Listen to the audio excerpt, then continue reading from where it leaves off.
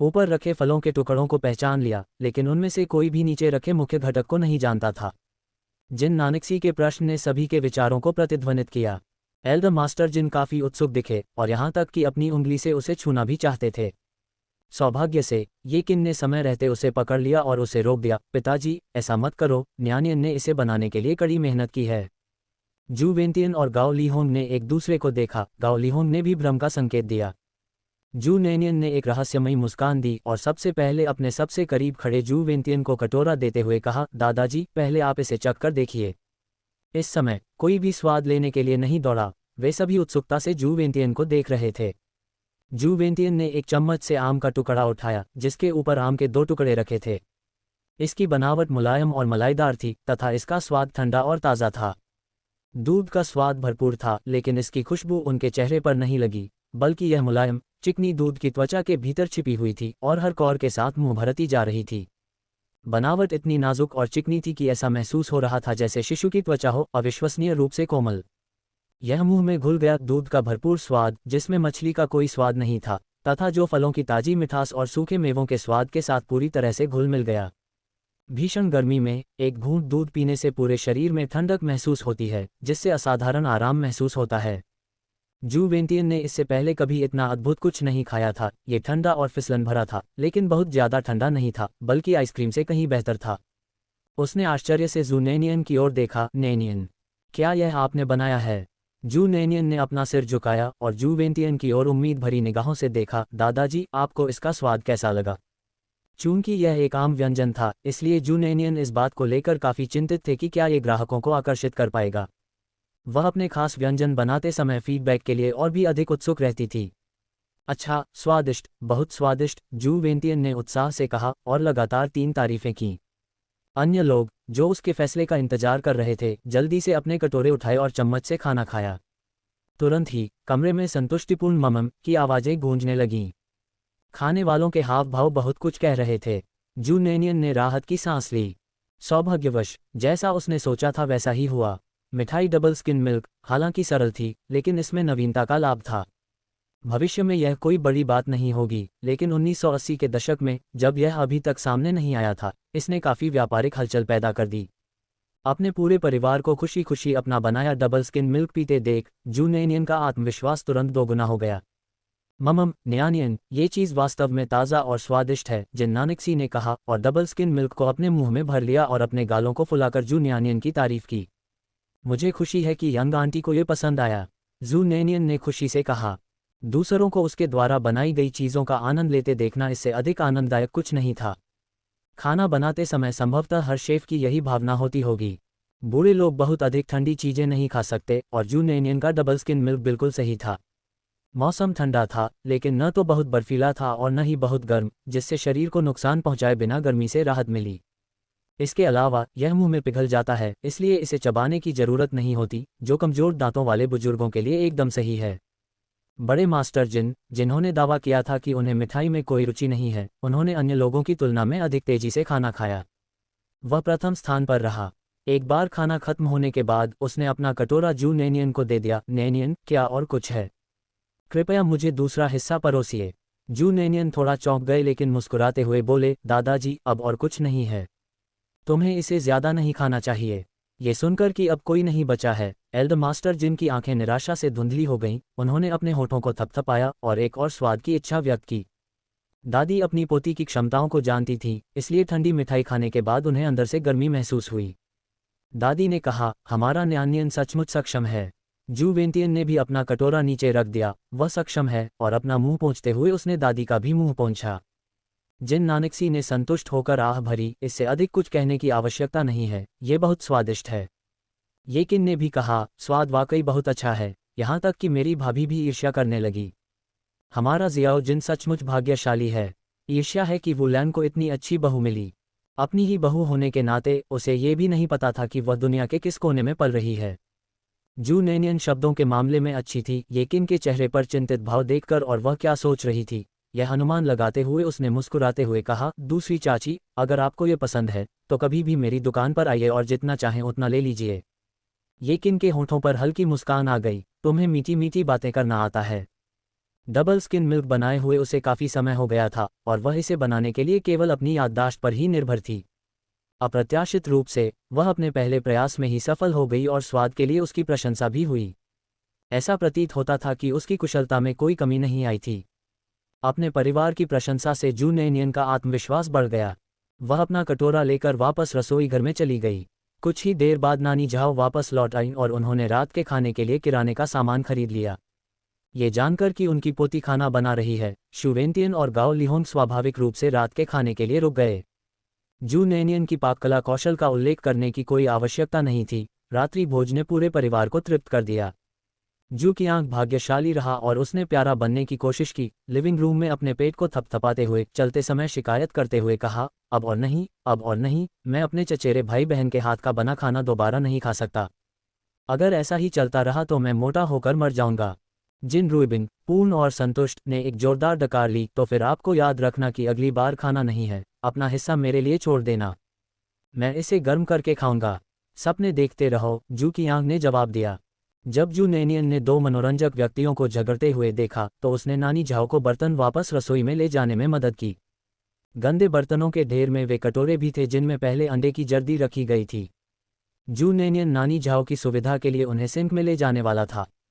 जैसे ही वह पास पहुंची और उसे बासी अंडे की गंध महसूस हुई, वह खुद को रोक नहीं सकी और उसे मतली महसूस हुई। उसके पेट में एसिड के कारण उसे उल्टी होने लगी। वह लगभग उल्टी करने लगी। अचानक मतली की वृद्धि ने जू नैनियन को तुरंत रसोई छोड़ने की इच्छा पैदा कर दी। इससे जू नैनियन को लगा कि कुछ गड़बड़ है। आखिरकार वह एक शेफ थी और अपना अधिकांश समय रसोई में बिताती थी। उसने अंडों से लेकर मछलियों तक हर प्रकार की मछली जैसी गंध को सूंघा था। वह पहले से ही ऐसी गंधों की आदी थी। तो फिर उसे अचानक उल्टी क्यों महसूस होने लगी? खासकर इसलिए क्योंकि अंडे की मछली जैसी गंध आमतौर पर इतनी अप्रिय नहीं होती। क्या ऐसा हो सकता है कि उसका पेट फिर से खराब हो गया हो? पिछली बार जब जू नैनियन को यह अनुभव हुआ था तो उन्होंने गर्भधारण की संभावना पर विचार नहीं किया था। जैसे ही अंडे की उल्टी करने वाली गंध उसके नथुनों में घुसी, जू नैनियन को एक बार फिर उल्टी जैसा महसूस हुआ। एक क्षण भी अधिक देर तक न रुक पाने के कारण उसने अपनी नाक ढक ली और बाहर चली गई। जू नैनियन की व्यथित अभिव्यक्ति को देखकर नानी झाओ ने चिंता से पूछा, युवा मैडम सुन, क्या हुआ? क्या आप अस्वस्थ महसूस कर रहे हैं? जू नैनियन ने हाथ हिलाते हुए कहा, कुछ नहीं, बस अचानक उल्टी जैसा महसूस हुआ। नानी झाओ जिन्यू परिवार की पुरानी सेविका थीं, जो कई वर्षों तक जिन परिवार के साथ रही थीं। उन्होंने छोटे बड़े सभी के प्रति गहरा स्नेह विकसित कर लिया था। जू नैनियन को उल्टी करने के लिए अपना मुंह ढकते हुए देखकर, जो पहले भी इन सब से गुजर चुकी थी, उसने सोचा कि क्या जू नैनियन गर्भवती हो सकती है। एल्डर मास्टर जिन कुछ दिन पहले ही इस बात को लेकर चिंतित थे कि जिन्यू उन्हें कब परपोता देगी और कह रहे थे कि वे बहुत खुश होंगे। जू नैनियन की स्थिति को ध्यान में रखते हुए नानी झाओ ने गंभीरता से पूछा, युवा मैडम सुन, क्या ये हो सकता है कि आप गर्भवती हैं? जू नैनियन चौंक गई और जैसे ही वह कमरे से बाहर निकलने वाली थी, रुक गई। गर्भवती? ये देखते हुए कि वह पहले भी ऐसी ही स्थिति का सामना कर चुकी थी, शू नैनियन ने इस संभावना पर अधिक ध्यान नहीं दिया। इसके अलावा अभी आधे महीने से भी कम समय हुआ था जब उसकी सास ने जिन्यू को पौष्टिक सूप पीने के लिए दिया था। उसके लिए इतनी जल्दी गर्भवती होना संभव नहीं था। किसी गलतफहमी की चिंता में जू नैनियन ने जल्दी से समझाया, ये पेट की समस्या हो सकती है, मुझे पहले भी ऐसा हुआ है, यह शायद गर्भावस्था नहीं है। यद्यपि उन्होंने अनिश्चित शब्द शायद का प्रयोग किया, लेकिन शू नैनियन का स्वर काफी निर्णायक था।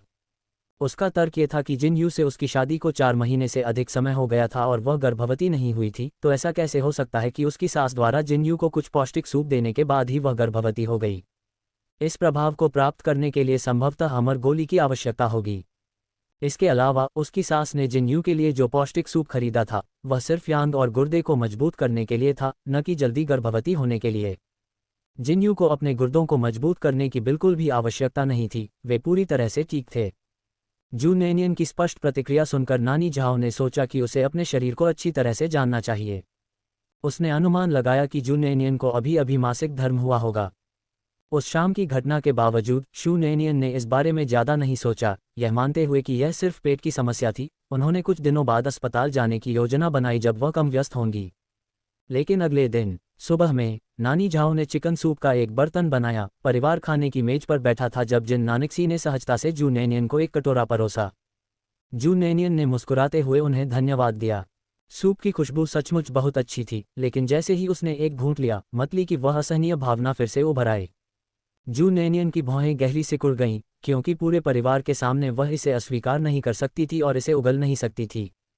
इसके बजाय उसने सूप को निगलने की पूरी कोशिश की, लेकिन उसके जानबूझकर दबाने के कारण जैसे ही चिकन सूप उसके पेट में पहुंचा, हल्की मतली अचानक हिंसक रूप से अशांत हो गई। यह उसके भीतर उथल पुथल मचा रहा था और वह इसे नियंत्रित नहीं कर पा रही थी, मानो अगले ही पल उसके पेट में मौजूद हर चीज़ उसके गले में उतर जाएगी। उसने अचानक जिन नानकसी को एक तरफ धकेल दिया और बाथरूम की ओर भागी। जिन नानकसी अचानक धक्का लगने से चौंक गई। उसने उलझन में येकिन को देखा और सोचने लगी कि क्या हो रहा है। इसके तुरंत बाद शौचालय से जू नैनियन की सूखी उबकाई की आवाज़ें आने लगीं। अब घर पर केवल एल्डर मास्टर जिन, येकिन और जिन नानकसी ही थे।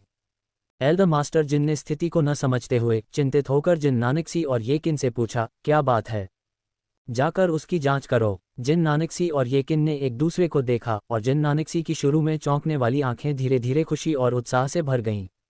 उसने खुशी से येकिन से कहा, भाभी नैनियन, क्या वह गर्भवती हो सकती है? येकिन के चेहरे पर खुशी फैल गई और वह जल्दी से खड़ी हो गई। मैं जाकर देखती हूँ कि क्या हो रहा है।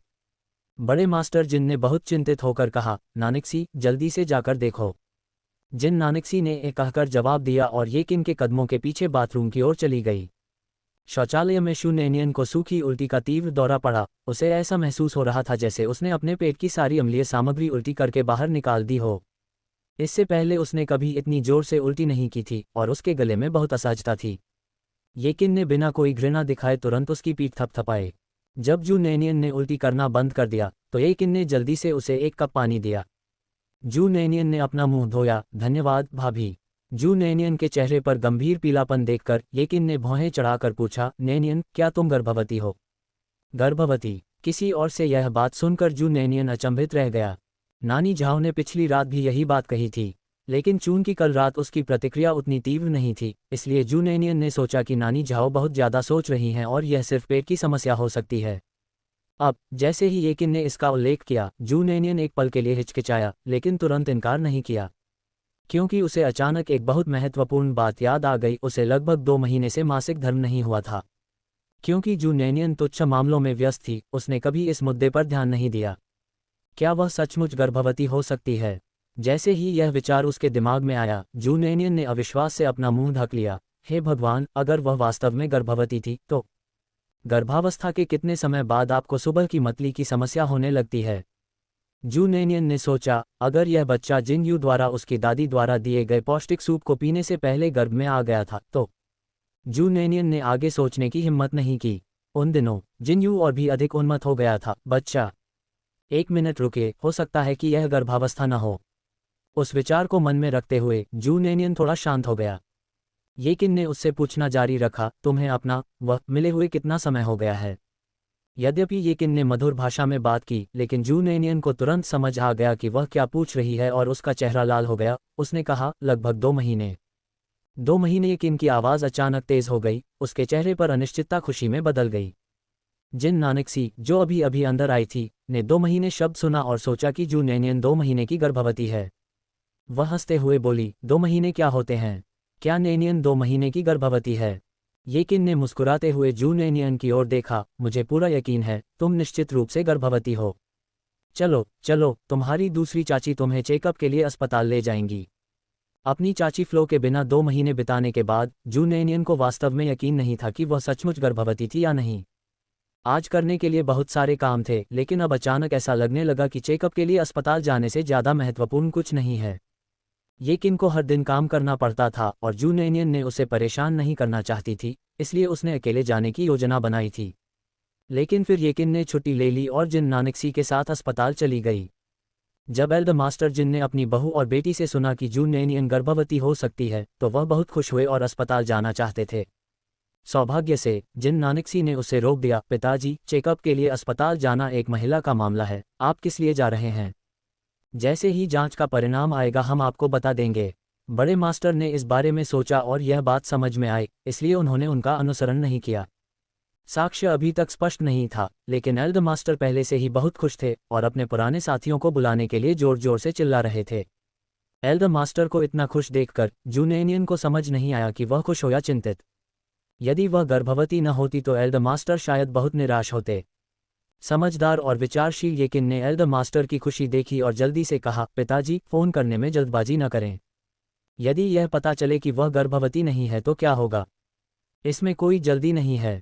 एल्डर मास्टर इतने खुश थे कि हालांकि उन्हें पता था कि ये किन समझदारी से बात कर रहे हैं, फिर भी उनके चेहरे पर मुस्कान नहीं रुकी। उसने प्रसन्नतापूर्वक उनसे आग्रह किया, जल्दी करो, मेरे सामने हंगामा करना बंद करो। इसलिए वे तीनों जांच के लिए अस्पताल गए। 2 घंटे इंतजार के बाद परिणाम सामने आया। 1.5 महीने से गर्भवती हूँ। सचमुच गर्भवती हो? डॉक्टर की बात सुनकर जिन नानकसी और येकिन ने आश्चर्य और खुशी से पूछा।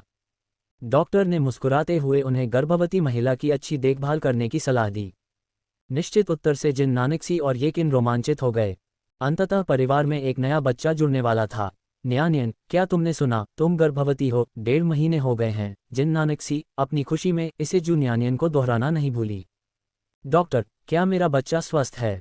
जू नैनियन ने चिंतित होकर पूछा, जिनयू के पिछले उन्मत्त व्यवहार को याद करते हुए।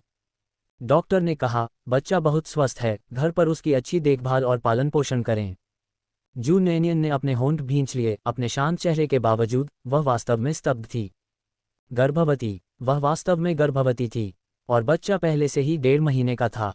इसका मतलब यह है कि जिनयू के पौष्टिक सूप पीने से पहले ही उसका बच्चा उसके गर्भ में था। इस अवधि के दौरान उसने और जिनयू ने अपनी वैवाहिक गतिविधियों की उपेक्षा नहीं की थी। फिर भी उसे कोई प्रतिकूल प्रतिक्रिया नहीं हुई, और डॉक्टर ने तो उसे ये भी बताया था कि बच्चा बिल्कुल स्वस्थ है। ओह! जू नैनियन थोड़ा अभिभूत महसूस कर रहा था, और कुछ हद तक खुश भी। उसके हृदय की गहराई से एक अवर्णनीय खुशी उमड़ पड़ी। वह गर्भवती थी, उसका और जिनयू का बच्चा। अपने भीतर उमड़ती अपार खुशी के बावजूद जू नैनियन ने अपना स्वरूप स्थिर बनाए रखा। उसे इस तरह देखकर येकिन और जिन नानकसी ने सोचा कि वह इतनी जल्दी बच्चे नहीं चाहती। ये जानते हुए कि जू नैनियन व्यवसाय में व्यस्त थी और इस बात से चिंतित थी कि वह आवेग में आकर बच्चे को नहीं चाहेगी, जिन नानकसी ने जल्दी से सलाह दी, नैनियन, गलत विचार मत रखो। पैसा तो कभी भी कमाया जा सकता है, लेकिन बच्चे हमेशा सुरक्षित नहीं होते। वास्तविकता में वापस आकर जू नैनियन ने जिन नानकसी की चिंताओं को समझा। उसकी आंखें हंसी से भर आईं। युवा चाची, मुझे पता है, यह मेरा और जिनयू का बच्चा है। जू नैनियन को अंततः मुस्कुराते हुए देखकर जिन नैन्सी और येकिन को आराम मिला। जू नैनियन की गर्भावस्था की खबर एक ही दिन में पूरे परिसर में फैल गई। इसमें कोई मदद नहीं थी। एल्डर मास्टर जिन दिखावा करने के लिए उत्सुक थे, उन्हें डर था कि अन्य लोग यह नहीं जान पाएंगे कि उनका परिवार चौथी पीढ़ी के लिए एक नए सदस्य की उम्मीद कर रहा था, इसलिए उन्होंने इसका प्रचार करना शुरू कर दिया। जू नैनियन की गर्भावस्था के बारे में जानने पर गाओ लीहोंग और जू वेंटियन अत्यंत उत्साहित हुए, यहाँ तक कि एल्डर मास्टर जिन से भी अधिक, और तुरंत जिन परिवार के घर की ओर चल पड़े। वृद्ध महिला ने सीधे तौर पर अपने पौष्टिक सूप के प्रभावी होने का श्रेय लिया। वह जू नैनियन को फुसफुसाने के लिए अपने कमरे में ले गई, और ये फुसफुसाहटें जू वेंटियन ने सीढ़ियों से ऊपर आते समय सुन लीं। तभी उसे एहसास हुआ कि बूढ़ी औरत ने वे चीजें उसके लिए नहीं, बल्कि अपने पोते के लिए खरीदी थीं। एक क्षण के लिए शू वेंटियन को मिश्रित भावनाएं महसूस हुईं, क्योंकि वह आधे महीने से अनावश्यक रूप से हीन भावना महसूस कर रहा था। एक ऐसी खबर जिसने पूरे परिवार को बार बार चौंकाया और खुश भी किया। गाओ लीहोंग ने जू नैनियन के पेट को छुआ। उसका चेहरा कई और परतों में सिकुड़ गया। मैंने जो दवा खरीदी थी वह असरदार थी। बुजुर्ग महिला तब तक हंसती रही जब तक उसके दांत दिखाई देने लगे, लेकिन उसकी आंखें नहीं दिखाई दी। मेरे परपोते, ये तुम्हारी परदादी की बदौलत है कि तुम यहाँ वहाँ उछलकूद कर रहे हो। जू नैनियन असहाय और आश्चर्यचकित दोनों थे। दादी, बच्चा पहले से ही 1.5 महीने का है। उसने उसे याद दिलाया कि यह टॉनिक सूप का प्रभाव नहीं था। बूढ़ी महिला ने अनसुना कर दिया और हठपूर्वक यह मान लिया कि जो दवा उसने खरीदी थी वही काम कर रही है। ये खबर जंगल की आग की तरह परिसर के हर परिवार तक फैल गई। जब जू कियांग और अन्य लोग वापस लौटे तो एल्डर मास्टर जिन ने जू कियांग और अन्य लोगों को सूचित करने के लिए एक बहुत ही गंभीर बैठक की कि अब से उन्हें घर में इधर उधर दौड़ने की अनुमति नहीं है। यदि किसी ने जू नैनियन को छूने की हिम्मत की तो बूढ़ा स्वामी निश्चित रूप से उसे मार डालेगा। अचानक ये सुनकर कि जू नैनियन गर्भवती थी, जू कियांग और अन्य लोग बहुत हैरान हो गए। उन्होंने अचानक जू नैनियन के पेट को घूरते हुए कहा, चचेरी बहन, क्या आप गर्भवती हैं? जिन रूबिन के चेहरे पर भी बहुत उत्सुकता थी, क्योंकि घर में जल्द ही एक नया बच्चा आने वाला था। जिन जियाओनी और जू जियाओक्सिया और भी अधिक उत्सुक थे, दोनों जू नैनियन के पेट को घूर रहे थे। जू नैनियन के पेट को छूते हुए जिन जियाओनी ने भावुक होकर कहा, मुझे एक भतीजा होने वाला है। जू नैनियन को ऐसा महसूस हुआ जैसे उसे बंदर में बदल दिया गया हो। जिन नानकसी ने बिना किसी औपचारिकता के जिन शियाओनी का हाथ झटक दिया, ऐसे ही मत छुओ, अगर तुमने कुछ नुकसान पहुंचाया तो क्या होगा। बूढ़े मालिक ने तुरंत गरजते हुए कहा, तुमने मेरे लिए अपना मुंह बंद कर लिया। मेरे परपोते को नुकसान पहुंचाना इतना आसान नहीं है। तुम टूट सकते हो लेकिन मेरा परपोता नहीं टूट सकता। जिन नानकसी, इसमें कोई संदेह नहीं है कि यह उसका असली पिता था। जू नैनियन ने परिवार को अपनी अपेक्षा अधिक उत्साहित देखकर अपने दिल की छोटी छोटी चिंताओं को भी त्याग दिया। अगले दिन गाओ लिहोंग और जू वेंटियन ने बस अपना बैग उठाया और जिन परिवार के पास आ गए। जू वेंटियन ने उस जगह को अपने घर की तरह माना और नानी झाओ को निर्देश दिया, नानी झाओ, हमारे लिए एक कमरा तैयार करो। नानी झाओ ने एल्डर मास्टर जिन की ओर देखा और मुस्कुराते हुए सहमति जताई। नानी झाओ को ऊपर जाते देख गाओ लिहोंग ने जल्दी से उन्हें वापस खींच लिया। अरे, मेरी पोती के बगल वाले कमरे को तैयार करो। बड़े मास्टर जिन ने झुंझलाते हुए कहा, यह मेरा घर है, तुम दोनों इसे अपने घर की तरह समझ रहे हो, यहाँ तक कि मेरे नौकरों को भी आदेश दे रहे हो। जू वेंटियन ने उसे उदासीनता से देखा, चुप रहा। गाओ लिहोंग के बोलने का इंतजार कर रहा हूँ। निश्चित रूप से अगले ही पल गाओ लिहोंग की आंखें एल्डर मास्टर जिन की तुलना में अधिक चौड़ी थीं। ठीक है, मैं अपनी पोती की देखभाल करने के लिए उसे ले जाऊंगा। बूढ़े आदमी, चलो अपनी पोती को खोजने के लिए ऊपर चलते हैं। अरे, तुम ऐसे कैसे हो सकते हो। बड़े मास्टर जिन नाराज हुए, वह मेरे पोते की पत्नी है, तुम उसे क्यों ले जा रहे हो। सिर्फ इसलिए कि वह मेरी पोती है, मेरी प्यारी बेटी है जिसे मैंने बड़ा होते देखा है। बूढ़ी महिला ने अपनी पीठ सीधी की और एल्डर मास्टर जिन को घूरने लगी। बड़े मास्टर जिन ने अनजाने में अपनी गर्दन सिकोड़ ली। जू वेंटियन ने दोनों को खुशी से मजाक करते देखा और असंतुष्ट होकर गाओ लिहोंग को अपनी ओर खींचते हुए अपने नथुनों से एक ठंडी खर्राट निकाली, उससे बात करना बंद करो, चलो अपनी पोती को लेकर चले जाएं। एल्डर मास्टर जिन, आपके चेहरे पर जो ईर्ष्या भरी नजर है, क्या आप स्वर्ग में उड़ना चाहते हैं। इतनी वृद्धावस्था में भी क्या वह इस वृद्ध महिला के झुर्रियों वाले चेहरे के प्रति भावनाएं रख सकता है। जब जू वेंटियन ने ईर्ष्या दिखाई तो गाओ लिहोंग की आंखों में मुस्कान आ गई और उन्होंने उसके हाथ के पीछे थपथपाते हुए कहा, बूढ़े आदमी, ईर्ष्या मत करो, हमें वह टूटा हुआ बूढ़ा आदमी पसंद नहीं है, बस तुम पसंद हो। जू वेंटियन को तुरंत संतुष्टि महसूस हुई, उसकी मुस्कान बेहद कोमल थी। मैं भी तुम्हें पसंद करता हूँ। एल्डर मास्टर जिन, उसने क्या गलत किया, उसे ये बातें क्यों सुननी चाहिए, उसे ये बातें क्यों देखनी चाहिए। दो बूढ़े मूर्ख। जू नैनियन को नीचे बहस कर रहे तीन बूढ़े लोगों ने जगा दिया। नींद से व्याकुल होकर उसने जू वेंटियन और गाओ लिहोंग को देखा और प्यार से पुकारा, दादाजी, दादी, आप आ गए। जू वेंटियन और अन्य लोगों ने एक साथ है कहकर जवाब दिया, उनकी निगाहें और भाव गर्म और प्रसन्न थे। एल्डर मास्टर जिन की भी सहमति सुनकर जू वेंटियन झुंझलाहट में बोला, मेरी पोती मुझे बुला रही है, आप उस पर प्रतिक्रिया क्यों दे रहे हैं। बड़े मास्टर जिन ने अपनी नाक से गुनगुनाया, वह मेरे पोते की पत्नी है, वह मेरे जिन परिवार की सदस्य है।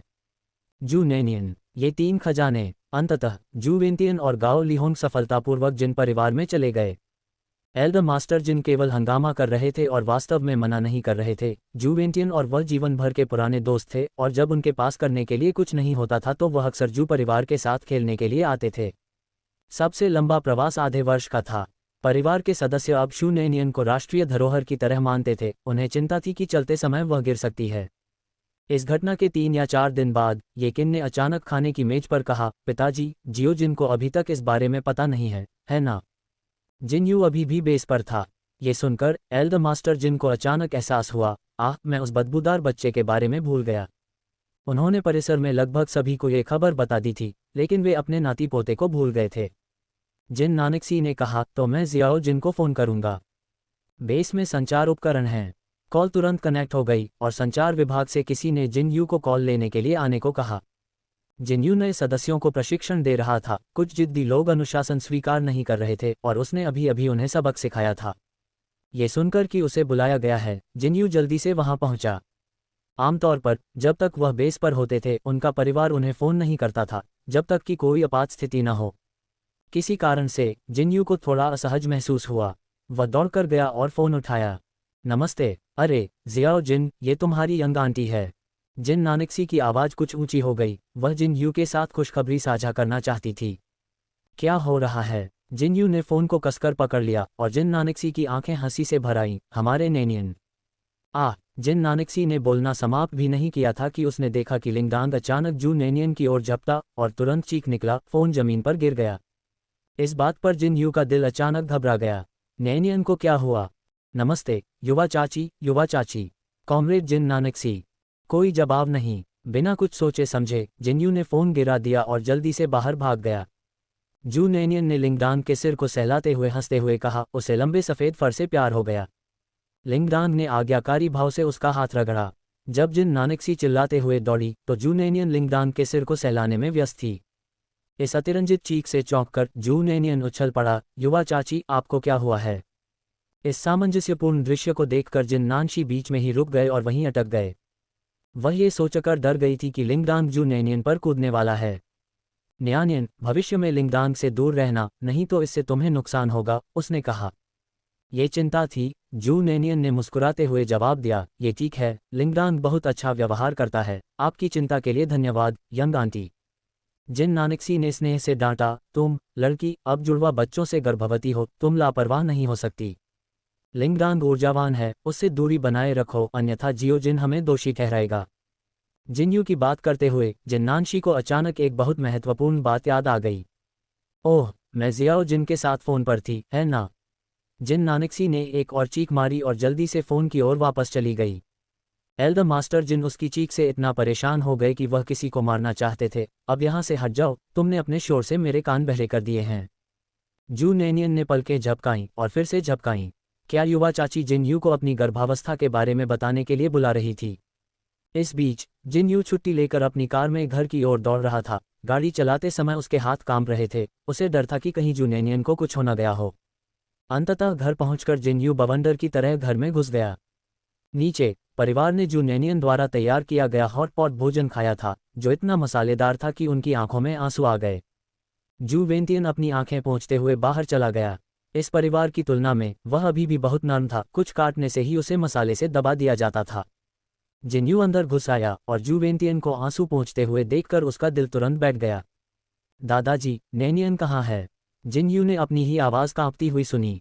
जू वेंटियन ने जिन्यू को अचानक प्रकट होते देखा और शर्मिंदगी में अपनी आंखें पोंछना बंद कर दिया। अपने दामाद के सामने रोते हुए पकड़े जाना शर्मनाक था।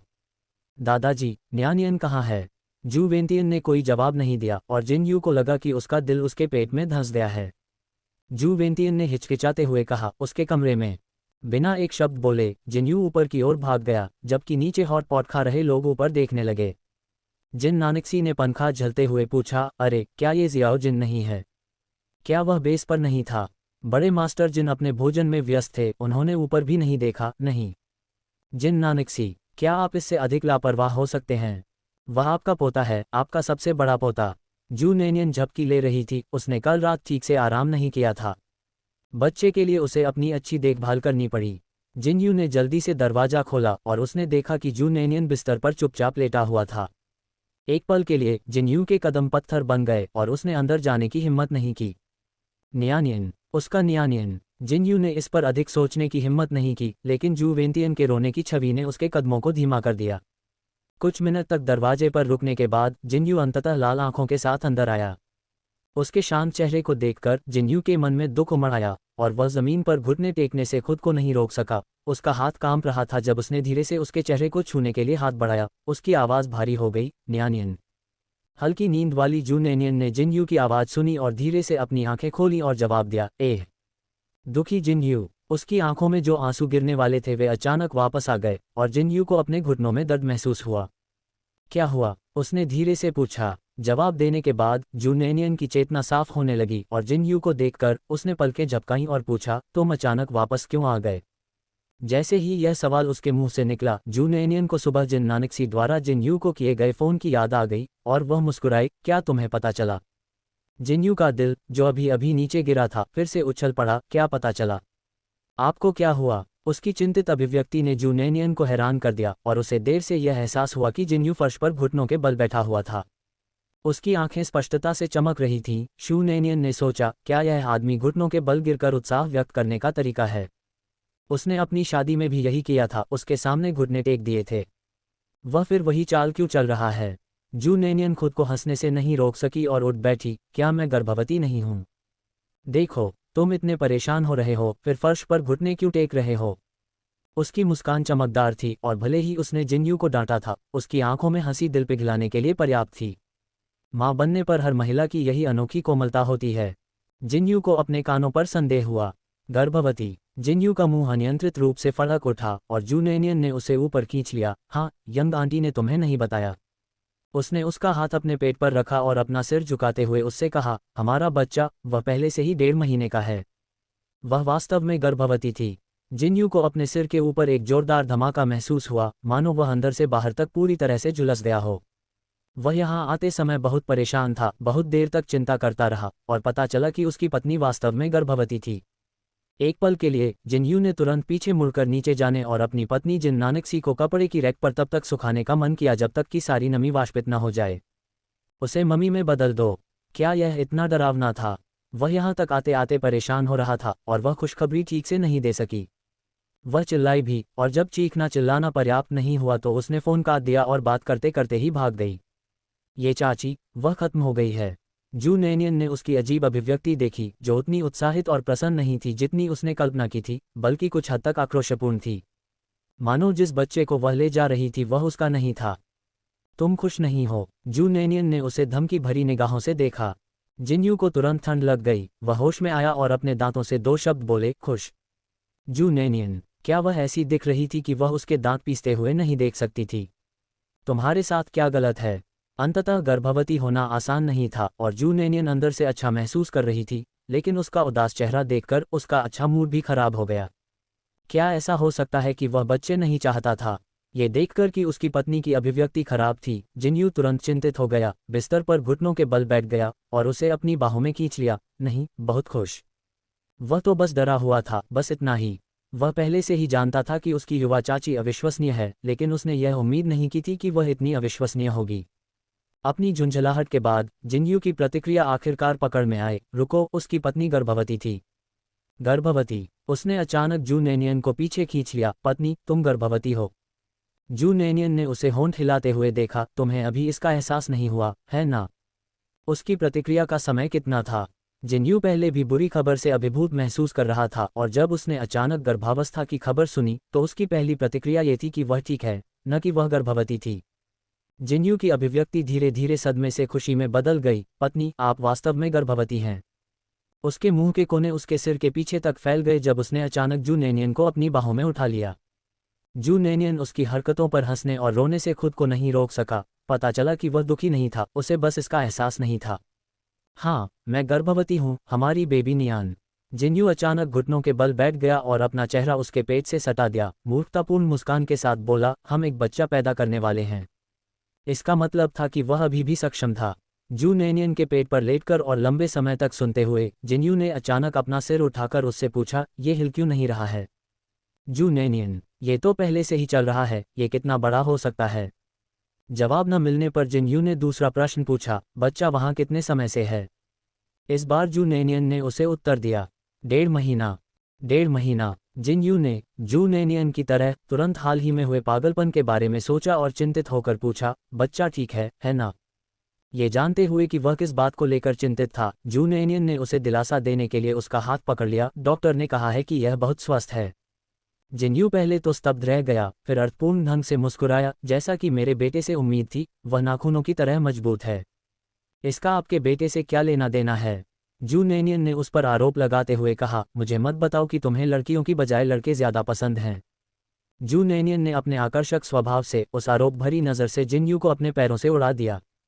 उसने अपनी दुबली पतली पत्नी को अपनी बाहों में जकड़ लिया और उसे अपनी गोद में बैठा लिया। उसकी आंखें स्याही की तरह गहरी थीं। मैं ऐसा कैसे कर सकता था? मैं उस बच्चे की अपेक्षा तुम्हें अधिक तरजीह देता हूँ। उसने अवचेतन रूप से महसूस किया कि इतनी कठोरता के बावजूद ये लड़का ही होगा। जू नेनियन ने पाया कि जब से उनकी शादी हुई है, जिनयू की मीठी बातें लगातार जारी हैं। वह हंसी और अपनी बाहें उसके गले में लपेट लीं और धीरे से बुदबुदाई, बस तुम और तुम्हारी मीठी बातें। जू नेनियन का जन्म से ही सुंदर स्वभाव था और जिनयू शुरू से ही उसके नाजुक व्यवहार से मंत्रमुग्ध था। उसे हमेशा ऐसा लगता था कि वह उसे बहका रही है। सच तो यह है कि वह स्वयं ही कुटिल विचारों को मन में ला रहा था। अपनी नाजुक पत्नी को अपनी बाहों में पकड़े हुए, अगर जिनयू के मन में अन्य विचार न होते तो वह एक आदमी नहीं होता। जैसे ही वह अपनी छोटी पत्नी को चूमने वाला था, अचानक दरवाजे पर एक जोरदार दस्तक हुई। जिनयू के माथे की नसें फड़क उठी। कौन इतना अंधा हो सकता है? बेबी नियान, क्या तुम वहाँ हो? बूढ़ी महिला ने तत्काल पूछा। बेशक, वह जानती थी कि उसकी प्यारी पोती वहां मौजूद है, यह मुख्य रूप से उसके पोते को याद दिलाने के लिए था। दिन के उजाले में कमरे में बंद होने पर बेहतर होगा कि वे कोई गलत काम न करें। उनका कीमती सामान अब दोगुना हो गया था। इस बात से चिंतित होकर कि युवा जू नेनियन इन मामलों को नहीं समझ पाए, बूढ़ी महिला दरवाजा खटखटाने के लिए दौड़ी। दादी, मैं यहाँ हूँ, जू नेनियन ने बूढ़ी महिला को वापस बुलाया, जिनयू के तनावग्रस्त चेहरे पर चुटकी लेते हुए। जल्दी करो और दरवाजा खोलो। जब जिनयू ने सुना कि आगंतुक गाओ लीहोंग था, तो उसके पेट की आग फुसफुसाकर बुझ गई। बूढ़ी महिला स्वाभाविक रूप से किसी कारण से उनके दरवाजे पर दस्तक देने के लिए दौड़ती हुई आई थी। जू नेनियन की प्रतिक्रिया सुनकर उसने जल्दी से कहा, मैंने जियाओ जिन को वापस आते देखा और ये पूछने आई कि क्या उसने खाना खाया है। ये जानते हुए कि वह तब तक बाहर नहीं जाएगा जब तक कि बूढ़ी महिला हार नहीं मान लेती, जिनयू ने असहाय होकर आह भरी। जू नेनियन को झपट लिया और दरवाजा खोलने से पहले उसके चेहरे पर एक जोरदार चुंबन दिया। जब बुढ़िया ने देखा कि दोनों ने ठीक से कपड़े पहने हैं तो उसे अंततः राहत मिली। जू नेनियन की गर्भावस्था की खबर अभी तक यान कुइहुआ और अन्य लोगों को नहीं दी गई थी। ये देखने के बाद कि जू नेनियन और जिनयू ने कुछ नहीं किया है, बूढ़ी महिला ने जिन परिवार से फ़ोन उधार लिया और जू अहोंग और कारखाने के अन्य लोगों को खबर देने के लिए फ़ोन किया। समाचार सुनकर जू एरहोंग और जू जिकियांग जू नेनियन के लिए बहुत खुश हुए। जू जिकियांग को पता था कि उसकी मां जू नेनियन की कितनी परवाह करती है और वह व्यक्तिगत रूप से यान कुइहुआ को सूचित करने के लिए काउंटी गई थी। उस समय यान कुइहुआ कैश रजिस्टर के सामने बैठकर पैसे गिन रहा था।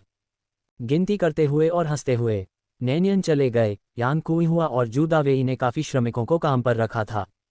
उनका बटन नूडल हाउस अब नानचेंग काउंटी का सबसे बड़ा हाउस था। इसके अलावा व्यापार तेजी से बढ़ रहा था और हमेशा ग्राहकों से भरा रहता था। अब तक दंपति ने बैंक में अच्छी खासी रकम जमा कर ली थी। यान कुइहुआ का सबसे बड़ा आनंद पैसे गिनना बन गया था। अपने जीवन में सुधार होने के बाद यान कुइहुआ को लगा कि वह कुछ वर्षों तक तरोताजा हो गई है और वह प्रतिदिन जू दावेई को किराने का सामान खरीदने के लिए बाहर ले जाती थी तथा भरपूर खाली समय में रात का खाना तैयार करती थी। उन्होंने सोचा कि यदि उनकी बेटी खाना बनाने में अच्छी है तो एक माँ के रूप में वह निश्चित रूप से बहुत खराब नहीं हो सकती। हर शाम वह अथक परिश्रम करते हुए परिवार के लिए मांस और मछली का भोज बनाती थी। अब जब उनके पास पैसा था तो यान कुइहुआ अपने दोनों बेटों के प्रति अधिक उदार हो गई थी और अब वह उनके भोजन पर नियंत्रण नहीं रखती थी। जू जिचेंग अभी भी ठीक था, एक दुबला पतला युवक बना हुआ था, केवल बेहतर जीवन के कारण उसका रंग गुलाबी हो गया था।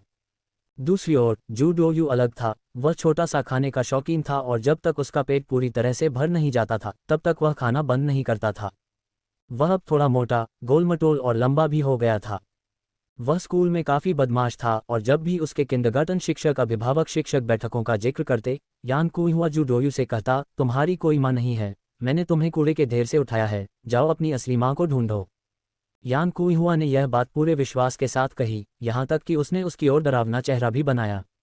जू डोयू तुरंत डर गया, उससे विश्वास हो गया कि उसे उठा लिया गया है और वह अब और शरारती नहीं हो सकता, अन्यथा उसकी माँ उसे और नहीं चाहेगी। जू जिचेंग हमेशा यान कुइहुआ की जू डोयू के प्रति धमकियों को आदतन सुनता था। जब से वह छोटा था उसकी माँ उन्हें इसी तरह डराती थी। उसे बहुत समय से पता था कि यह उसकी जैविक माँ है। पक्का। जू भाइयों में जू नेनियन को नापसंद करने के अलावा यान कुइहुआ के प्रति भी निराशा थी। ये स्वीकार करना कठिन था कि उनकी अपनी माँ केवल उनकी बहन के प्रति ही स्नेह दिखाती थी, उनके साथ कठोरता से पेश आती थी तथा उन्हें पर्याप्त भोजन और गर्मी नहीं देती थी। जब जू नेनियन बदल गई और जू जिचेंग को उससे ईर्ष्या होना बंद हो गया, तब उन्हें धीरे धीरे इसका एहसास हुआ। उनकी माँ बाहर से कठोर लेकिन हृदय से कोमल व्यक्तित्व की मिसाल थीं। वह पक्षपातपूर्ण थी, लेकिन ऐसा नहीं था कि वह उनसे प्यार नहीं करती थी। अतीत में जब वे पर्याप्त भोजन नहीं कर पाते थे या गर्म कपड़े नहीं पहन पाते थे तो इसका कारण ये था कि परिवार गरीब था और यहाँ तक कि उनके माता पिता भी कभी पेट भर खाना नहीं खा पाते थे। रात में कई बार जू जिचेंग ने पाया कि यान कुइहुआ चुपके से उसे कंबल से ढकने के लिए आ रहा है। बेशक अगर वह कंबल को लात मारकर हटा देता तो उसे ढकने के अलावा यान कुइहुआ हमेशा डांटता, जमकर मर जा निकम्मे। ये सब देखने के बाद और अपनी बहन के लिए वैसा ही प्यार महसूस करने के बाद जैसा वह अपने बड़े भाई के लिए करता था, जू जिचेंग के दिल में नाराजगी पूरी तरह से गायब हो गई थी। जब उनकी माँ जिस व्यक्ति को पसंद करती थी वह व्यक्ति उनके लिए भी प्रिय बन गया तो उनकी नाराजगी पूरी तरह से गायब हो गई। सप्ताहांत में जू जिचेंग और जू डोयू दुकान में इधर उधर दौड़ते रहते थे। जू डोयू वहां खाना खाने के लिए गया था और जू जिचेंग वहां जू डोयू पर नजर रखने के लिए था। जब जू जिकियांग पहुंचे, जू डोयू खाना खा रहा था, जू जिचेंग गाहें भर रहा था, जू दावेई ऊँघ रहा था और यान कुइहुआ तेजी से पैसे गिन रहा था। जू जिकियांग ने अब एक सफल व्यवसायी की तरह साफ सुथरे ढंग से सिलवाया हुआ सूट पहन रखा था और उसके हाव भाव में परिपक्वता और आत्मविश्वास झलक रहा था। जू जिकियांग को दुकान में प्रवेश करते देख व्यस्त स्टाफ के सदस्यों ने जल्दी से उनका अभिवादन किया। युवा मालिक, आप आ गए हैं। जू जिकियांग ने सिर हिलाया। जू जिचेंग और जू डोयू जू जिकियांग को देखकर खुशी से उसके पास दौड़े। भाई, तुम यहाँ हो, जू जिचेंग ने खुशी जाहिर करते हुए कहा। जू डोयू ने नूडल्स का एक मुंह भरकर सीधे जू जिकियांग की जांघ को पकड़ लिया और लगातार चबाता रहा।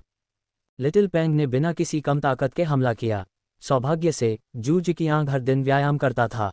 उसे उठाते ही जू जिकियांग ने तुरंत महसूस किया कि उसका हाथ बहुत भारी हो गया है। यान कुइहुआ ने पहले ही जू जिकियांग को आते देखा था। उसने एक नज़र उन पर डाली और पैसे गिनना जारी रखा। पैसे गिनने से ज़्यादा महत्वपूर्ण कुछ भी नहीं था। जू जिकियांग के आ जाने का मुख्य कारण यान कुइहुआ के साथ जू नैनियन की गर्भावस्था की खुशखबरी साझा करना था। अपनी मां को उदासीन देखकर उसने असहाय होकर जू डोयू को पकड़ लिया और उसके पास गया। रोशनी को अवरुद्ध मत करो, हट जाओ, यान कुइहुआ ने उसे दूर धकेलने के लिए अपना हाथ बढ़ाया। जू जिकियांग ने कहा, बहन गर्भवती है। मैंने कहा था न ब्लॉक करो क्या। यान कुइहुआ ने इतनी जोर से चिल्लाया कि उसके हाथ में रखा पैसा बाहर गिर गया और पूरे फर्श पर बिखर गया। जमीन पर पड़े पैसों को नज़रअंदाज करते हुए यान कुइहुआ ने जू जिकियांग को पकड़ लिया और पूछा, तुमने कहा था कि तुम्हारी बहन गर्भवती है। जू डोयू ने फर्श पर पैसे पड़े देखे और खुशी से उन्हें उठाने के लिए संघर्ष किया तथा उन्हें अपनी छोटी टोपी में छिपा लिया। हे, अब उसके पास पैसे थे। जू जिचेंग अपने मूर्ख छोटे भाई की हरकतों को देख नहीं सका। जू जिकियांग को उम्मीद थी कि यान कुइहुआ उत्साहित होगा। जब उसने ये खबर सुनी तो वह भी उत्साहित हो गया। हाँ, बहन गर्भवती है, उसने खुश होकर कहा। पुष्टि के साथ यान कुइहुआ ने तुरंत निर्णय लिया, नहीं, मुझे वहां देखना होगा। यान कुइहुआ को ये कहते हुए सुनकर जू जिकियांग ने मन ही मन आह भरी कि उसकी दादी वास्तव में दूरदर्शी थीं। उन्होंने यान कुइहुआ को बूढ़ी महिला के शब्द बिल्कुल वैसे ही बताए। दादी ने कहा है कि चिंता करने की कोई ज़रूरत नहीं है, वह उसकी देखभाल करने के लिए वहां मौजूद हैं। यान कुइहुआ को कैसे आश्वस्त किया जा सकता था? वह उसकी प्यारी सबसे बड़ी बेटी थी। वह किसी और द्वारा उसकी देखभाल किए जाने से सहज नहीं थी। उसे स्वयं जाना पड़ा। बिल्कुल नहीं, मुझे वापस जाना है। जिकियांग, तुम मेरे लिए दुकान देखो, मैं अभी टिकट खरीदने जा रहा हूँ। ये सुनकर कि वे उसकी बहन से मिलने जा रहे हैं, जू डोयू ने खुशी से अपने गोल-मटोल हाथों को पकड़ लिया। डोयू भी जाना चाहता है। ये सोचकर कि उसने सास की सलाह को कैसे नज़रअंदाज किया था और उसे एक बहाने की ज़रूरत थी वरना बाद में उसे डांट पड़ती, यान कुइहुआ तुरंत सहमत हो गई। ठीक है, माँ तुम्हें अपने साथ ले जाएगी। ऐसी बहुत कम चीज़ें थीं जो यान कुइहुआ करना चाहता था और जिन्हें परिवार में कोई भी रोक सकता था, जू नैनियन के अलावा।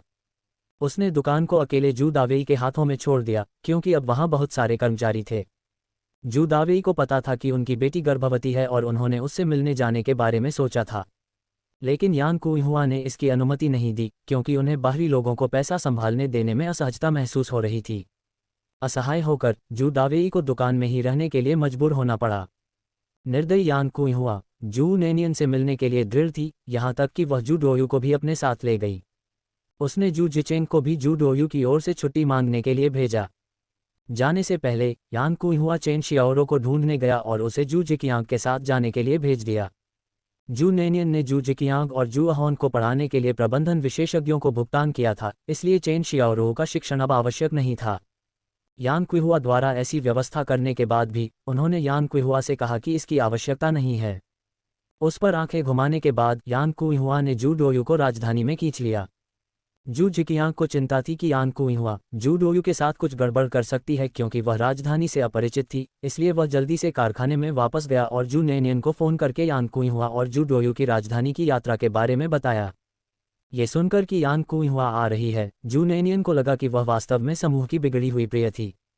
ये सिर्फ गर्भावस्था थी और फिर भी इतने सारे लोग उसकी सुरक्षा और देखभाल के लिए दौड़ रहे थे। आखिरकार ये सिर्फ उसका और जिन यू का निजी घर नहीं था। ये जानते हुए कि यान कुइहुआ और जू डोयू आ रहे हैं, जू नैनियन सीधे घर खरीदने के लिए निकल पड़े। हाथ में पैसा होना सचमुच सुविधाजनक है, वह जो चाहे कर सकती है, चीज़ों को अपनी इच्छानुसार व्यवस्थित कर सकती है। सबसे महत्वपूर्ण बात यह थी कि इस समय संपत्ति की कीमतें बहुत कम थीं, इसलिए खरीदारी करते समय जू नैनियन को ज़रा भी दुख महसूस नहीं हुआ। किसी भी स्थिति में इस पर बैठने से इसका मूल्य बढ़ना निश्चित था। ये घर जिन यू के साथ खरीदा गया था, जो हालांकि जब चाहे छुट्टी नहीं मांग सकता था, लेकिन जैसे ही उसे छुट्टी मिलती थी वह तुरंत वापस आ जाता था। उन्होंने तो हर शाम घर आने का विशेष अनुरोध भी किया। तो अब जब तक जू नेनियन बाहर निकलती, अगर जिन यू आसपास होता तो वह निश्चित रूप से उसके साथ होता।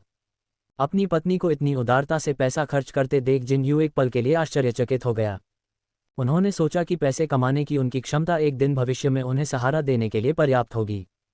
घर खरीदने के बाद जू नेनियन और जिन यू ने यान कुइहुआ और जू डोयू से मिलने के लिए ट्रेन स्टेशन जाने का समय देखा, लेकिन 1 घंटे तक इंतजार करने के बाद भी उन्हें उनका कोई पता नहीं चला। जू नेनियन घबराए बिना नहीं रह सके। जिन यू, क्या मेरी मां खो गई होगी? ये राजधानी थी, एक बड़ा शहर, और यान कुइहुआ एक देहाती महिला जो पढ़ नहीं सकती थी, इस जगह से अपरिचित थी, जिससे जू नेनियन डर गया। जिन यू को भी अपनी सास के किसी मुसीबत में पड़ने की चिंता थी, लेकिन वह शू नेनियन से अधिक शांत था। घबराए नहीं, उन्होंने सुझाव दिया, चलो टिकट काउंटर पर चलते हैं और कर्मचारियों से पूछते हैं। फिलहाल वे इतना ही कर सकते थे। जू नेनियन ने ठीक है कहकर सहमति जताई और जिन यू के पीछे टिकट काउंटर तक गया। स्टेशन पर भीड़ थी और जिन यू को चिंता थी कि कहीं जू नेनियन को लोगों से धक्का न लग जाए, इसलिए उसने उसे पूरे समय अपने पास ही रखा। जब एक बड़ी बोरी लिए हुए एक महिला ने जू नेनियन से टकराने की धमकी दी, तो जिन यू ने उसे रोकने के लिए अपने हाथ का इस्तेमाल किया। टिकट काउंटर पर उन्होंने ट्रेन के आगमन का समय देखा। जब टिकटिंग स्टाफ ने बताया कि ट्रेन सुबह 6 बजे आएगी तो जू नेनियन और जिन यू चौंक गए। शाम के 7 बज चुके थे। जू नेनियन को तुरंत अपनी गलती का एहसास हुआ। जू जिकियांग ने सुबह 6 बजे का समय बताया था, लेकिन उसने मान लिया था कि शाम के 6 बजे होंगे। दूसरे शब्दों में, यान कुइहुआ और जू डोयू कम से कम 13 घंटे से स्टेशन पर थे। यान कुइहुआ के उग्र व्यक्तित्व और शोरगुल के कारण, तथा इतने लंबे समय तक राजधानी में रहने के बाद भी उसे ढूंढने न आने के कारण, जू नेनियन ने अनुमान लगाया कि वह पता पूछे बिना ही ट्रेन में चढ़ गई होगी। जू नेनियन की चिंता बढ़ती गई। जिन यू, अब हम क्या करें? उसने उत्सुकता से पूछा। जिन यू ने भी अपनी भौहें सिकोड़ी, फिर जू नेनियन को खींचते हुए कहा, स्टेशन पर भीड़ है, तुम गाड़ी में इंतजार करो, मैं आसपास जाकर देखता हूँ। फिलहाल वे बस इतना ही कर सकते थे। दरअसल स्टेशन पर काफ़ी भीड़ थी और वहाँ काफ़ी अव्यवस्था थी, और चूंकि वह गर्भवती थी, इसलिए उसके लिए वहाँ घूमना सुरक्षित नहीं था। जिन यू ने जू नेनियन को कार में बैठाने के बाद वह आसपास पूछताछ करने के लिए बाहर चला गया। स्टेशन के बाहर नियमित विक्रेताओं को कुछ पैसे देने के बाद भी उन्हें यान कुइहुआ या उसके बेटे के बारे में कोई खबर नहीं मिल सकी। आजकल मानव तस्करों की भरमार है, और यान कुइहुआ के वयस्क होने के बावजूद जिन यू को चिंता थी कि राजधानी जैसे बड़े शहर में, जो उसके लिए नया था, उसके साथ धोखा हुआ होगा। पूरे स्टेशन पर खोजबीन करने पर भी जब कोई नहीं मिला तो कार में इंतजार कर रहे शू नेनियन की चिंता और बढ़ गई। आखिरकार वह उसकी मां थी, उसके साथ कुछ भी बुरा नहीं होना चाहिए था। अगर कुछ हुआ तो जू नेनियन आत्मदोष से ग्रस्त हो जाएगा। यदि उसने कुछ और प्रश्न पूछे होते तो ये स्थिति उत्पन्न नहीं होती। ये सब इसलिए हुआ क्योंकि उसने स्पष्ट रूप से नहीं पूछा था। अब उसे कोई अंदाज़ा नहीं था कि यान कुइहुआ और जू डोयू का क्या हाल होगा। खोजने पर भी कोई न मिलने पर जिन यू ने स्टेशन के आसपास खोजबीन करना छोड़ दिया। उन्होंने उन्हें ढूंढने की उम्मीद में स्टेशन से आने वाली कई सड़कों पर गाड़ी चलाने की योजना बनाई। जैसे ही वह कार में बैठा, चिंतित जू नेनियन ने पूछा, जिन यू, क्या तुमने उन्हें ढूंढ लिया? जिन यू के चेहरे पर गंभीर भाव थे। जू नेनियन को बहुत अधिक चिंता में नहीं डालने के लिए उसने उसका हाथ पकड़ लिया और उसे आश्वस्त किया, चिंता मत करो, जब तक वे राजधानी में हैं, मैं उन्हें ढूंढ सकता हूँ। चिंता मत करो। उसकी गहरी आवाज में दृढ़ विश्वास था, जो विश्वास को प्रेरित करता था। उसका वादा सुनकर जू नेनियन का दिल थोड़ा हल्का हो गया, हालांकि वह अभी भी चिंतित थी। स्पष्ट रूप से न पूछना मेरी ही गलती है।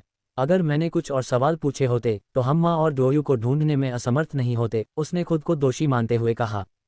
पत्नी, चिंता मत करो, मैं यहाँ हूँ, अच्छा रहो। जिन यू ने जू नेनियन के सिर पर थपथपाते हुए उसे दिलासा दिया। ऐसी बहुत कम चीजें थीं जो यान कुइहुआ करना चाहता था और जिन्हें परिवार में कोई भी रोक सकता था, जू नेनियन के अलावा। उसने दुकान को अकेले जू दावेई के हाथों में छोड़ दिया, क्योंकि अब वहाँ बहुत सारे कर्मचारी थे। जू दावेई को पता था कि उनकी बेटी गर्भवती है और उन्होंने उससे मिलने जाने के बारे में सोचा था, लेकिन यान कुइहुआ ने इसकी अनुमति नहीं दी, क्योंकि उन्हें बाहरी लोगों को पैसा संभालने देने में असहजता महसूस हो रही थी। असहाय होकर जू दावेई को दुकान में ही रहने के लिए मजबूर होना पड़ा। निर्दयी यान कुइहुआ जू नेनियन से मिलने के लिए दृढ़ थी, यहाँ तक कि वह जू डोयू को भी अपने साथ ले गई। उसने जू जिचेंग को भी जू डोयू की ओर से छुट्टी मांगने के लिए भेजा। जाने से पहले यान कुइहुआ चेन शियाओरो को ढूंढने गया और उसे जू जिकियांग के साथ जाने के लिए भेज दिया। जू नैनियन ने जू जिकियांग और जू अहोन को पढ़ाने के लिए प्रबंधन विशेषज्ञों को भुगतान किया था, इसलिए चेन शियाओरो का शिक्षण अब आवश्यक नहीं था। यान कुइहुआ द्वारा ऐसी व्यवस्था करने के बाद भी उन्होंने यान कुइहुआ से कहा कि इसकी आवश्यकता नहीं है। उस पर आंखें घुमाने के बाद यान कुइहुआ ने जू डोयू को राजधानी में खींच लिया। जू जिकियांग को चिंता थी कि यान कुइहुआ जू डोयू के साथ कुछ गड़बड़ कर सकती है, क्योंकि वह राजधानी से अपरिचित थी, इसलिए वह जल्दी से कारखाने में वापस गया और जू नैनियन को फ़ोन करके यान कुइहुआ और जू डोयू की राजधानी की यात्रा के बारे में बताया। ये सुनकर कि यान कुइहुआ आ रही है, जू नैनियन को लगा कि वह वास्तव में समूह की बिगड़ी हुई प्रिय थी। ये सिर्फ गर्भावस्था थी और फिर भी इतने सारे लोग उसकी सुरक्षा और देखभाल के लिए दौड़ रहे थे। आखिरकार ये सिर्फ उसका और जिन यू का निजी घर नहीं था। ये जानते हुए कि यान कुइहुआ और जू डोयू आ रहे हैं, जू नैनियन सीधे घर खरीदने के लिए निकल पड़े। हाथ में पैसा होना सचमुच सुविधाजनक है, वह जो चाहे कर सकती है, चीज़ों को अपनी इच्छानुसार व्यवस्थित कर सकती है। सबसे महत्वपूर्ण बात यह थी कि इस समय संपत्ति की कीमतें बहुत कम थीं, इसलिए खरीदारी करते समय जू नैनियन को ज़रा भी दुख महसूस नहीं हुआ। किसी भी स्थिति में इस पर बैठने से इसका मूल्य बढ़ना निश्चित था। ये घर जिन यू के साथ खरीदा गया था, जो हालांकि जब चाहे छुट्टी नहीं मांग सकता था, लेकिन जैसे ही उसे छुट्टी मिलती थी वह तुरंत वापस आ जाता था। उन्होंने तो हर शाम घर आने का विशेष अनुरोध भी किया। तो अब जब तक जू नैनियन बाहर निकलती, अगर जिन यू आसपास होता तो वह निश्चित रूप से उसके साथ होता। अपनी पत्नी को इतनी उदारता से पैसा खर्च करते देख जिन यू एक पल के लिए आश्चर्यचकित हो गया। उन्होंने सोचा कि पैसे कमाने की उनकी क्षमता एक दिन भविष्य में उन्हें सहारा देने के लिए पर्याप्त होगी। घर खरीदने के बाद जू नैनियन और जिन यू ने यान कुइहुआ और जू डोयू से मिलने के लिए ट्रेन स्टेशन जाने का समय देखा, लेकिन 1 घंटे तक इंतजार करने के बाद भी उन्हें उनका कोई पता नहीं चला। जू नैनियन घबराए बिना नहीं रह सके। जिन यू, क्या मेरी मां खो गई होगी? ये राजधानी थी, एक बड़ा शहर, और यान कुइहुआ एक देहाती महिला जो पढ़ नहीं सकती थी, इस जगह से अपरिचित थी, जिससे जू नैनियन डर गया। जिन यू को भी अपनी सास के किसी मुसीबत में पड़ने की चिंता थी, लेकिन वह जू नैनियन से अधिक शांत था। घबराए नहीं, उन्होंने सुझाव दिया, चलो टिकट काउंटर पर चलते हैं और कर्मचारियों से पूछते हैं। फिलहाल वे इतना ही कर सकते थे।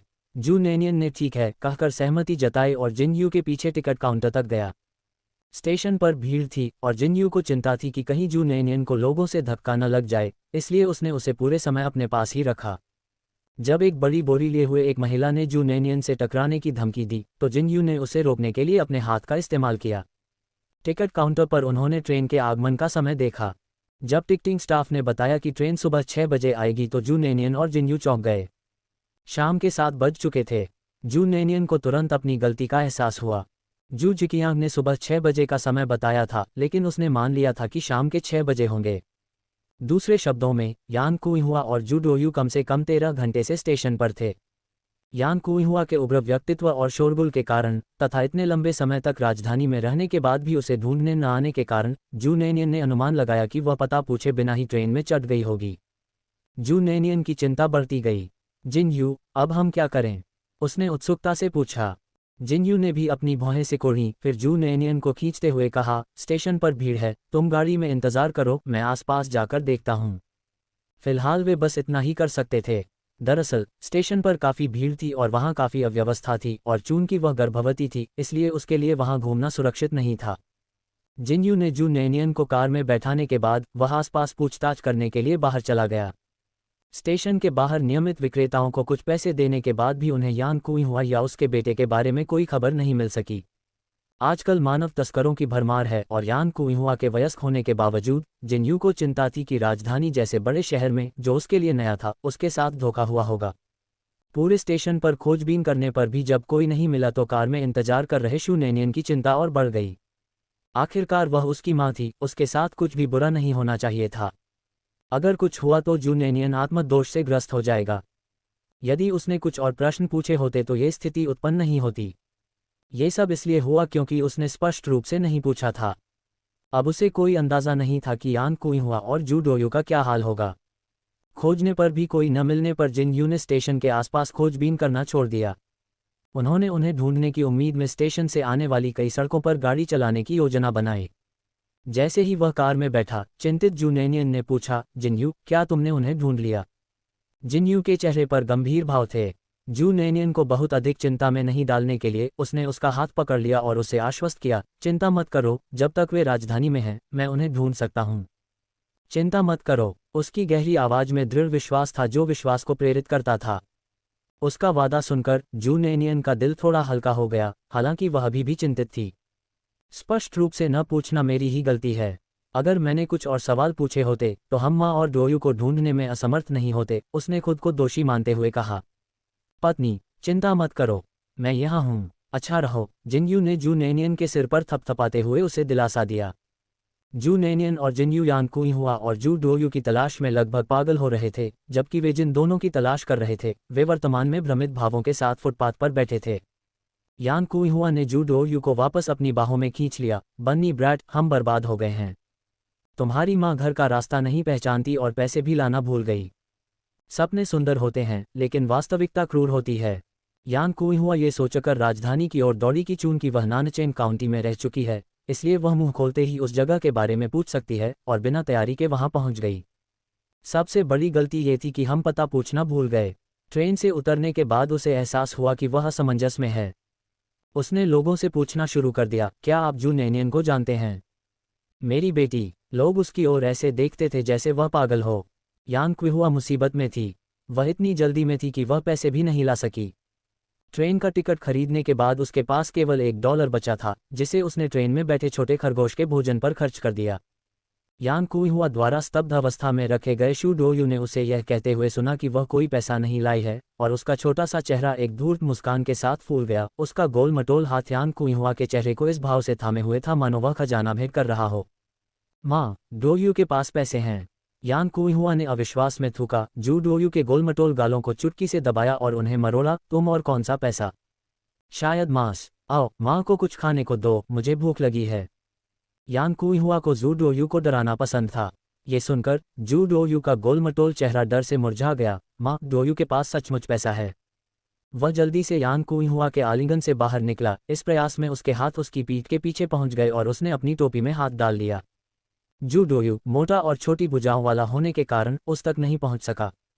उसे अपने शरीर को प्रेटजेल में मोड़ते हुए देखकर यानकुई हुआ ने उसे वापस खींच लिया। बंद करो वरना मैं तुम्हें बेच दूंगी। तुम्हें नहीं उठाया गया, अच्छा व्यवहार करो। जू डोयू का छोटा सा चेहरा फूल गया। वह खुद को अन्याय महसूस करते हुए बोला, सौतेली माँ, मेरे पास सचमुच पैसा है।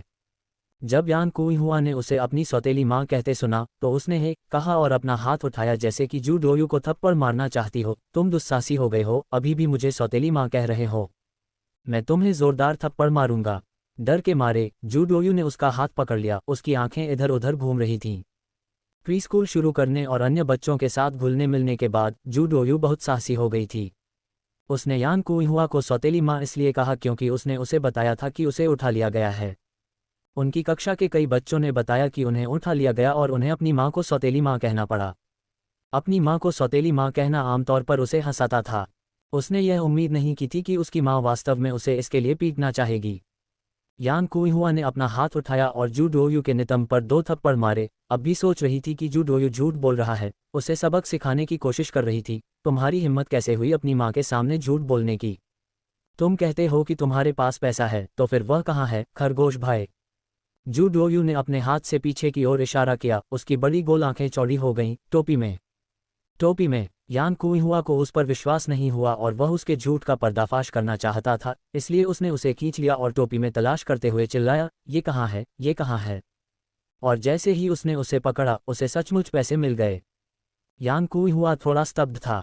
उसने उसे खींचकर टोपी के किनारे में हाथ डाला और बिखरे हुए पैसों का एक बड़ा ढेर देखकर उसकी आंखें आश्चर्य से चौड़ी हो गईं। उसने शुरू में सोचा कि जू डोयू ने ट्रेन में पैसे चुराए हैं और उसका चेहरा तुरंत खराब हो गया। ये पैसा कहाँ से आया? उसने बाघ के चेहरे जैसा मुंह बनाते हुए कहा, मानो अगर शू डोयू ने पैसे के बारे में ठीक से नहीं बताया तो वह उसे 2 टुकड़ों में तोड़ देगी। जू डोयू ने खिलखिलाकर अपना मुंह ढक लिया और अपना गोल पेट बाहर निकालते हुए कहा, इसे घर से उठाया है। यानकुई हुआ की ओर इशारा करते हुए उन्होंने कहा, सौतेली माँ ने इसे दुकान में गिरा दिया। सौतेली माँ की बात फिर से सुनकर यानकुई हुआ ने लगभग अपने नितंबों पर थप्पड़ मार दिया। लेकिन उसका स्पष्टीकरण सुनने के बाद उसे याद आया कि पैसा कहाँ से आया था। तो पता चला कि उसने खुद ही इसे स्टोव में गिरा दिया था और इस दुष्ट ने इसे उठा लिया था। हाथ में पैसा होने पर वे होटल में खाना खा सकते थे और ठहर सकते थे। यान कुइहुआ ने जू डोयू को पकड़ लिया और उसके चेहरे पर जोर से चूमा, मेरे प्यारे बेटे। और उसने उसे सुधारा, अगली बार मुझे सौतेली माँ मत कहना, वरना मैं तुम्हें पीट दूंगी। यान कुइहुआ द्वारा चूमे जाने पर जू डोयू का छोटा सा चेहरा खुशी से लाल हो गया, लेकिन फिर भी उसने जवाब दिया, डोयू को उठा लिया गया है। यान कुइहुआ को आश्चर्य हुआ और उसने भौहें चढ़ाईं, फिर भी आप मुझे सौतेली माँ नहीं कह सकते। ये वही छोटा बच्चा था जिसे उसने जन्म दिया था, वह उसे सौतेली माँ कैसे कह सकता था। अब खर्च करने के लिए पैसे होने के कारण यान कुइहुआ जू डोयू को स्वादिष्ट भोजन के लिए बाहर ले गया। जैसे ही आसमान में अंधेरा छाने लगा, वह चिंता से खुद को रोक नहीं सकी और बोली, बन्नी तुम्हारी माँ इतनी मूर्ख कैसे हो सकती है कि पता पूछना भूल गई, अरे कितनी बेवकूफ़ है। शू डोयू, जो अपने नूडल्स खाने में व्यस्त था, ने अपना मुंह भरते हुए यान कुइहुआ को जवाब दिया, बेवकूफ़। अचानक ये बात गूंजने पर यान कुइहुआ का चेहरा तुरंत काला पड़ गया और उसने जू डोयू के सिर पर थप्पड़ मारा, तुम्हें निश्चित रूप से पता है कि कैसे बात में शामिल होना है। बहुत बुरी बात यह है कि यह आपको ज़्यादा चालाक होने के कारण नहीं मारेगा। जू डोयू चोट लगने के बावजूद चम्मच से पकौड़ी को जल्दी से अपने मुंह में डालना नहीं भूला। भोजन प्रेमी का प्रतीक। खाना खत्म करने के बाद वह आलोचना करना नहीं भूले, यह मेरी बहन द्वारा बनाए गए व्यंजनों जितना स्वादिष्ट नहीं है। ये सुनकर यान कुइहुआ बेहद खुश हुआ, बेशक, क्या आपको लगता है कि आपकी बहन के खाना पकाने के कौशल की बराबरी कोई कर सकता है। यान कुइहुआ एक विशिष्ट बड़बोली महिला थी, जब उसने चिल्लाना समाप्त किया तो छोटी दुकान के मालिक ने उसे अप्रसन्नता से घूरा। सौभाग्य से यान कुइहुआ ने इसे नहीं देखा, अन्यथा दुकान में एक दृश्य बन जाता। लेकिन छोटी दुकान के मालिक ने पहले ही उन्हें वहां से चले जाने का इशारा कर दिया था। खाना खत्म कर दिया, अगर आपका काम हो गया है तो चलें, दुकान बंद हो रही है। ठीक समय पर जू डोयू ने भी खाना समाप्त कर लिया था। यान कुइहुआ, जो काफी लापरवाह थी, उसने मालिक की नाराजगी को नहीं समझा और जू डोयू को धक्का देकर उसकी पीठ के पीछे एक हाथ डालकर मालिक को देने के लिए पैसे गिने। दूसरी ओर जू नेनियन और जिनयू लंबे समय से यान कुइहुआ की तलाश कर रहे थे और अभी तक उसे नहीं ढूंढ पाए थे। जू नेनियन पूरी तरह से घबरा गया। यदि कोई और होता तो शू नेनियन शांत रहकर स्थिति का विश्लेषण कर सकती थी, लेकिन अब जब मामला उसकी माँ और भाई का था तो वह कैसे शांत रह सकती थी। जिनयू, हमें क्या करना चाहिए? क्या आपको लगता है कि माँ का अपहरण हो सकता है? स्टेशन पर लोगों का अपहरण करने वाले मानव तस्कर सबसे आम थे और शू नेनियन को डर था कि यान कुइहुआ को धोखा देकर ले जाया गया होगा। कुछ घंटों तक खोजबीन के बाद भी सफलता न मिलने पर जिनयू भी बहुत चिंतित था, लेकिन उसे लगा कि यान कुइहुआ को मूर्ख नहीं बनाया जा सकता। चलो हम जिस जगह पर ठहरे हैं वहां जाकर देखें, हर एक से पूछें। घबराओ मत, माँ के स्वभाव को देखते हुए कोई भी उन्हें धोखा नहीं दे सकता। जू नेनियन ने भी सोचा कि उसकी माँ के व्यक्तित्व को धोखा देना आसान नहीं था, लेकिन जब बात उसके अपने परिवार की आती थी तो थोड़ी सी भी संभावना अंतहीन रूप से बढ़ जाती थी। पर क्या अगर कुछ हो गया तो क्या होगा? कोई भी निश्चित नहीं हो सका। क्या हमारी माँ पैसे खर्च करने में हिचकिचाती हैं या नहीं? जिनयू ने पूछा। जू नेनियन को पता था कि जिनयू ये पता लगा रही थी कि यान कुइहुआ कहाँ जा सकती है और उसने देरी करने की हिम्मत नहीं की। वह हिचकिचाती है, मेरी माँ कठिन समय से गुजरी है, भले ही उसके पास पैसा हो, वह फिजूल खर्ची नहीं करेगी। ये सुनकर जिनयू को तुरंत एक विचार आया। यान कुइहुआ शू डोयू को यहाँ लेकर आया था और स्टेशन पर उसे पहले ही 1 दर्जन घंटे से अधिक हो चुके थे। यदि उसे उनका पता होता तो वह उसे ढूंढने में असफल नहीं होती। दुर्घटनाओं की संभावना को समाप्त करने के लिए यान कुइहुआ गंतव्य की जानकारी के बिना बस नहीं लेते थे, इसलिए वह निश्चित रूप से पैदल ही चली होगी, और यदि पैदल चलकर हॉस्टल चुनना हो तो वह रास्ते में पड़ने वाले हॉस्टल को ही चुनेगी। स्टेशन से बाहर निकलने पर 3 सड़कें थीं। तीनों सड़कों पर मध्यम आकार के छात्रावास थे, इसलिए जिनयू ने सीधे तौर पर कुछ पैसे खर्च करके लोगों के 2 समूहों को अन्य 2 सड़कों पर जाकर पूछताछ करने के लिए नियुक्त किया, ताकि पता लगाया जा सके कि क्या किसी छात्रावास में यान कुइहुआ नाम के मेहमान हैं और उनके साथ कोई बच्चा भी है। यदि वे मिल जाते तो उन्हें बिना किसी देरी के स्टेशन से पहले जंक्शन पर इंतजार करना पड़ता था ताकि वे छूट न जाएं। दूसरी ओर वह जू नेनियन को शेष सड़क पर खोज करने के लिए ले गया। जाते समय दोनों ने इधर उधर पूछताछ की। यान कुइहुआ देर रात जू डोयू के साथ सड़क के किनारे थे, तभी कुछ उपद्रवियों ने उन पर निशाना साधा। यान कुइहुआ को अभी तक कोई उपयुक्त छात्रावास नहीं मिला था, जब अचानक एक बातूनी महिला उसके पास आए और उससे बहुत उत्साह से पूछा, ओह बहन, तुम अभी भी देर रात तक यहाँ क्यों घूम रही हो, छात्रावास में क्यों नहीं रह रही हो? यान कुइहुआ तेज तर्रार थी। सड़क के दूसरी ओर देख रही महिला की टेढ़ी मेढ़ी आंखों को देखकर वह समझ गई कि महिला कुछ गलत करने की फिराक में है। उसने उसे डांटा नहीं, बल्कि उसने स्पष्ट रूप से जवाब दिया, तुम नाक बांध सिकोड़ने वाली बूढ़ी औरत हो, मैं सड़कों पर सो रही हूँ, किसी छात्रावास में नहीं रह रही हूँ, ऐसे मूर्खतापूर्ण प्रश्न क्यों पूछ रही हो? उस महिला के चेहरे पर तुरंत ही भावों का इंद्रधनुषी प्रतिबिंब उभर आया, जो देखने लायक था। अपनी निराशा को दबाते हुए उसने कहा, बहन, ये सचमुच एक संयोग है, मैं भी रहने के लिए एक छात्रावास की तलाश कर रही हूँ, क्या हम एक दूसरे का साथ दे सकते हैं? चिंता मत करो, मैं आधा भुगतान कर दूंगा, इसलिए आप व्यर्थ खर्च नहीं करेंगे। यान कुइहुआ ने उसकी ओर देखा, उसकी पलकें झुक गईं और उसने अपने होठों को तिरस्कार में मोड़ लिया। मेरे बच्चे को साफ सुथरा रहना पसंद है, वह किसी भी गंध को बर्दाश्त नहीं कर सकता, तुम्हारे शरीर की गंध उसके लिए बहुत ज्यादा है, बेहतर है कि ऐसा न किया जाए। चून की सड़क पर अभी भी बहुत से लोग थे और कुछ दुकानें खुली थीं, इसलिए महिला ने हिंसक होने की हिम्मत नहीं की और केवल उसे धोखा देने के बारे में सोचा। सीधी फटकार से आहत होकर तस्कर का चेहरा काफी खराब हो गया। प्लीज बहन, मैं खुद बहुत डरी हुई हूँ। यान कुइहुआ साहसी था, लेकिन लापरवाह नहीं। ये जानते हुए कि इन लोगों के निश्चित रूप से साथी होंगे, वह सीधे आगे स्थित आलीशान होटल में चली गई और रात वहीं रुकने का निर्णय लिया। होटल के कर्मचारियों ने उनके सामने बड़े और छोटे की जोड़ी को देखा, जो दोनों बड़ी आंखों से उसे घूर रहे थे। लाचारी के भाव से स्टाफ सदस्य ने कहा, मैडम, ऐसा नहीं है कि मैं आपको रुकने नहीं दूंगा, लेकिन आपने जो पैसा दिया है वह पर्याप्त नहीं है। यान कुइहुआ ने अपने होंठ भींच लिए, लेकिन उसने लाचारी का कोई संकेत नहीं दिखाया। उसने बाहर की ओर देखा, जहां वह महिला अभी भी घूम रही थी जिसने उसे धोखा देने की कोशिश की थी। वह काफी समय से इधर उधर घूम रही थी, लेकिन जाने से इनकार कर रही थी। यान कुइहुआ को यह आभास था कि यह निश्चित रूप से एक बुरा व्यक्ति था। बड़े भाई, क्या आप उस महिला को बाहर देख रहे हैं? यान कुइहुआ ने होटल मैनेजर के साथ स्थिति पर चर्चा करने की योजना बनाई। जब उसने उसे बड़ा भाई कहा तो होटल स्टाफ का मुंह हिल गया। मैं आपको मैडम कहता हूं और आप मुझे बड़ा भाई कहते हैं। मैं उसे देखता हूं, उसने उत्साहहीनता से उत्तर दिया। वह व्यक्ति मुझे अच्छा नहीं लगता, मुझे लगता है कि वह मुझे और मेरे बच्चे को धोखा देने की कोशिश कर रही है। यान कुइहुआ ने कहा, मैं आपको बता दूं कि मैं शहर से बाहर से आया हूं और अपनी बेटी को ढूंढने आया हूं। जब उसने अपनी प्यारी बेटी का जिक्र किया तो वह रुक गई, क्योंकि उसे उसके बारे में थोड़ा डींगे मारने की आदत थी। उसे अवसर या स्थान की परवाह नहीं थी, उसने बस शेखी बघारनी शुरू कर दी। मैं आपको बता दूं, मेरी बेटी एक बड़ी बॉस है। उन्होंने जो कारखाना बनाया है उसका कारोबार दक्षिण के लगभग हर शहर में फैल चुका है। अगर आप हमें एक रात रुकने देंगे बड़े भाई, तो हम मुफ्त में नहीं रुकेंगे। बाद में मैं अपनी बेटी से आपको कमरे का 10 गुना किराया दिलवा दूंगा। एक बार तो यान कुइहुआ का व्यक्तित्व काफी प्रभावशाली दिखाई दिया। होटल का कर्मचारी भावशून्य होकर उसकी ओर देखता रहा, उसने अपनी आंखें घुमाने की भी जहमत नहीं उठाई। उसने सोचा कि यह मैडम ज्यादा बुरी इंसान लगती हैं। उसके चेहरे और मुंह को देखकर ही आप बता सकते थे कि वह अच्छी खबर नहीं थी। मैडम, मुझे खेद है, लेकिन मैं यहाँ का मालिक नहीं हूँ, सिर्फ एक कर्मचारी हूँ और मुझे आपको एक रात रुकने की अनुमति देने का अधिकार नहीं है। आपके पास इतना पैसा है कि आप बाहर किसी अन्य सराय में रुक सकते हैं। बाहर जाओ और आगे बढ़ो, वहाँ बहुत सारी सराय हैं, तुम जाकर उन्हें देख सकते हो, उन्होंने सुझाव दिया। क्या यान कुइहुआ को पता था कि आसपास सराय हैं? आखिरकार वे रेलवे स्टेशन के पास ही थे। लेकिन समस्या ये थी कि आगे बहुत लंबा अंधेरा रास्ता था और वह एक बच्चे के साथ थी, उसे नहीं पता था कि बाहर उन ठगों के कितने साथी होंगे। वह मूर्खतापूर्ण तरीके से वहां नहीं भागेगी।